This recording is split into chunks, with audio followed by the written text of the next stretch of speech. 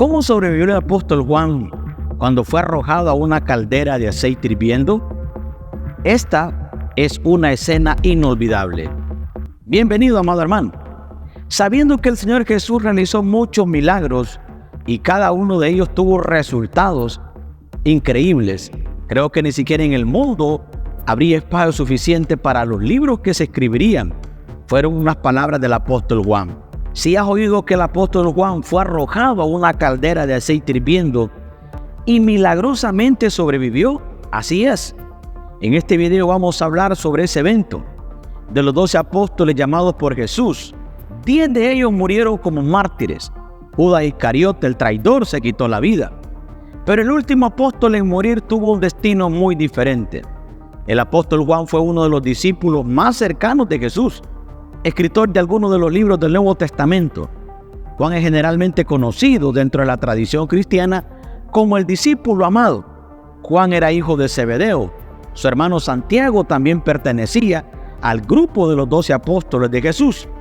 Posiblemente Santiago era mayor que Juan, ya que siempre se menciona primero en los evangelios.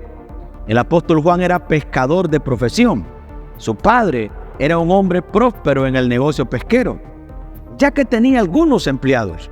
Juan sería el más joven de los 12 apóstoles. Probablemente tenía alrededor de 24 años en el momento en que fue llamado por Jesús. Antes de convertirse en uno de los discípulos de Jesús, el apóstol Juan fue seguidor de Juan el Bautista. Juan tuvo un primer encuentro con Jesús y después de poco tiempo se convirtió en uno de sus discípulos. Algunos eventos registrados en los evangelios nos ayudan a entender un poco sobre la personalidad, carácter y apariencia del apóstol Juan. En una ocasión el Señor Jesús llamó a Juan y a Santiago hijos del trueno, y lo más probable es que esta designación apuntara a la naturaleza explosiva de los dos hermanos. Indica que normalmente eran hombres con emociones controladas, pero en ciertas situaciones la ira se manifestaba rápidamente. Un ejemplo de esto se ve cuando los habitantes de una aldea de Samaria se negaron a hospedar a Jesús. En esa ocasión los dos hermanos sugirieron inmediatamente diciendo: Señor, si quieres oramos para que caiga fuego del cielo y los consuma. En otro momento, alguien que no pertenecía al grupo de los 12 apóstoles estaba echando fuera algunos demonios. Juan fue a quejarse con el maestro diciendo: vimos a alguien que en tu nombre echaba fuera demonios y se lo prohibimos. Si bien esta declaración apunta a un temperamento fuerte, también indica el profundo amor y la gran lealtad que el apóstol Juan y su hermano tenían por el Señor Jesús. Esto significa que nadie conoció a Jesús más que el apóstol Juan. Él caminó con Jesús diariamente. En la gran noche de la última cena del Señor, él fue quien se recostó en el pecho de Jesús personalmente y le preguntó acerca de la identidad del traidor. Juan fue encomendado por el Señor Jesús con el mayor número de responsabilidades y estuvo presente en casi todos los momentos y eventos narrados en el Nuevo Testamento. Destacamos 3 ocasiones importantes en el ministerio de Jesús y Juan. Él estuvo presente en esos momentos. Primero, cuando Jesús resucitó a la hija de Jairo. Segundo, en el momento de la transfiguración. Y tercero, durante el periodo en que Jesús estuvo en Getsemaní. Además, el evangelista Lucas también nos informa que Juan y Pedro fueron las 2 personas encargadas por el Señor para cuidar de los preparativos para la cena de la Pascua o la última cena del Señor. El apóstol Juan es el discípulo que aparece más cerca de Jesús en el Calvario. También recibió de Jesús la tarea de cuidar a María, su madre. Después de la ascensión de Jesús, Juan estaba en Jerusalén en la asamblea de alrededor de 120 discípulos, cuando Matías fue elegido por sorteo y fue contado con los otros 11 apóstoles. Juan estuvo presente en el derramamiento del Espíritu Santo el día del Pentecostés, lo que resultó en que 3,000 personas se añadieran a la congregación ese día. Después de la muerte de Esteban a manos de los judíos enojados, surgió una gran persecución contra la congregación en Jerusalén y los discípulos fueron dispersados. Pero Juan, junto con los otros apóstoles, permanecieron en Jerusalén. Avanzando en la edad del apóstol Juan, tenemos entonces que Juan fue testigo de la crucifixión También fue testigo de la destrucción del templo y fue arrestado varias veces mientras su predicación convertía a decenas de personas al cristianismo. Pero los doctores de la ley, los judíos, se llenaron cada vez más de odio contra Juan por su fidelidad a la causa de Cristo. Declararon que nada valdría contra los cristianos, mientras la voz de Juan resonaba en los oídos del pueblo. Para que los milagros y enseñanzas de Jesús no fueran olvidadas, muchos enemigos se propusieron que la voz de Juan tendría que ser silenciada, como la de los otros apóstoles. Juan sufrió muchas persecuciones durante su vida por predicar la palabra de Dios. Alrededor del año 81 después de Cristo, surgió el emperador romano llamado Domiciano. Él comenzó a exigir adoración a su persona como Dios mismo. Este fue el primer emperador en perseguir objetivamente a los cristianos, ya que aquellos que se negaban a adorarlo como Dios eran azotados, encarcelados y asesinados.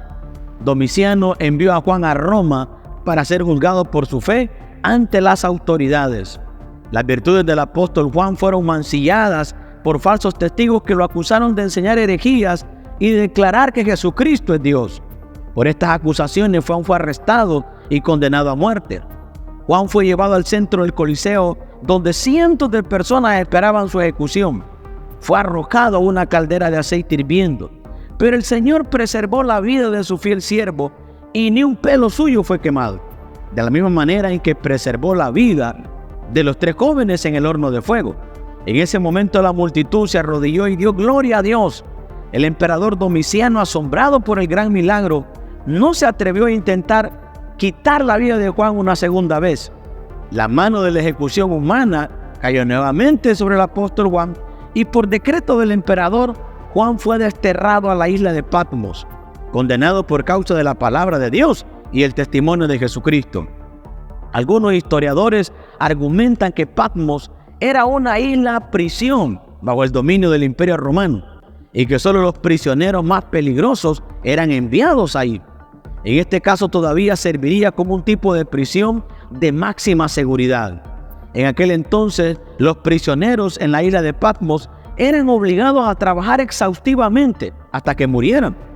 Los enemigos de Juan pensaron que su influencia ya no sería significativa y que moriría por privación, trabajo forzado y sufrimiento. Pero para el siervo de Dios, su morada solitaria se convirtió en la puerta al cielo. Juan tenía la compañía de Dios, del Señor Jesucristo y de los ángeles celestiales.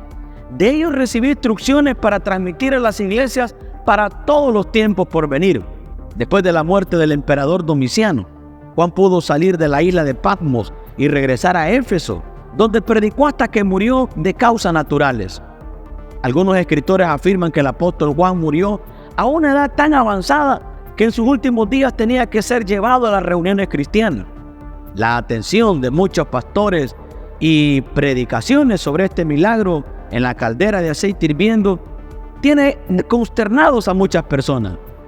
Y aunque no hay un versículo bíblico que nos dé la base para decir que Juan fue arrojado a la caldera de aceite antes de ser llevado a la isla de Patmos, en este caso lo que tenemos es la tradición de los llamados padres de la iglesia de la época que afirman esto.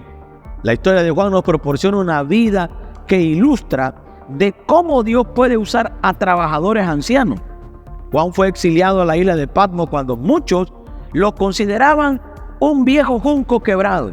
Su tiempo de servicio al reino de Dios, según ellos, ya había pasado. Aunque desterrado de las escenas de su vida diaria, no dejó de dar testimonio de la verdad. Incluso en Patmos hizo amigos y sobre todo ganó almas para el reino de Dios. ¿Y tú? ¿Has estado hablando del Señor Jesús a las personas que te rodean? Absolutamente todos los creyentes tenemos este increíble privilegio. Y las épocas en las que el evangelio se ha expandido más ampliamente ha sido debido al testimonio fiel de infinidad de sencillos cristianos que, aprovechando las oportunidades que en la vida diaria se presentan, han compartido con otros el evangelio de Jesucristo. Es triste cuando la evangelización se convierte en una actividad especial de la iglesia. Los primeros cristianos entendieron que toda su vivencia en la sociedad era un acto de testimonio y cada conversación una oportunidad para testificar. Y por eso la iglesia creció rápidamente. Ellos no tenían que organizar reuniones evangelísticas, porque su vida entera era un testimonio elocuente de su fe. Pero habiendo dicho esto, también es cierto que Dios ha capacitado a algunos creyentes con un don especial para la comunicación del evangelio y la formación de nuevas iglesias. Efesios 4:11 dice que Él mismo constituyó a unos apóstoles, a otros profetas, a otros evangelistas, a otros pastores y maestros. En cualquier caso, queda claro que Dios quiere utilizarnos, pero ¿anhelamos ser utilizados? Predicar el evangelio es un gran privilegio y el que gana almas es sabio, Proverbios 11:30. Pero muchas veces empleamos nuestro tiempo y los dones que Dios nos ha dado para otras muchas cosas, olvidando lo que verdaderamente es importante.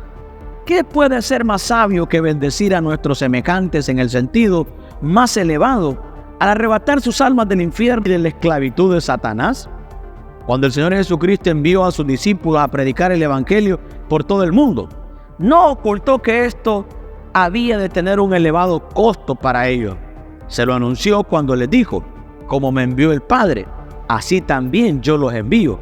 Juan 20:21. Y todos sabemos que Él fue enviado a morir por los hombres para poder llegar a ser su Salvador. Y de la misma manera, nosotros no podremos servirle adecuadamente si no tomamos nuestra cruz. Hasta aquí ahora el Señor nos ha ayudado. Te animo que si estás en problemas no desmayes en tu fe. Persevera en Dios en medio de tus problemas. Que el Señor te bendiga y te guarde. Que el Señor haga resplandecer su rostro sobre ti y te conceda gracia. Que el Señor alce su rostro hacia ti y te dé paz. ¿Y tú qué opinas acerca de esta tremenda historia y testimonio de lo que vivió el apóstol Juan?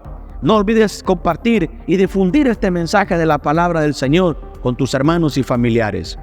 Gracias por quedarte hasta el final de este video. Déjanos tus opiniones y comentarios. Soy Samuel Pacheco.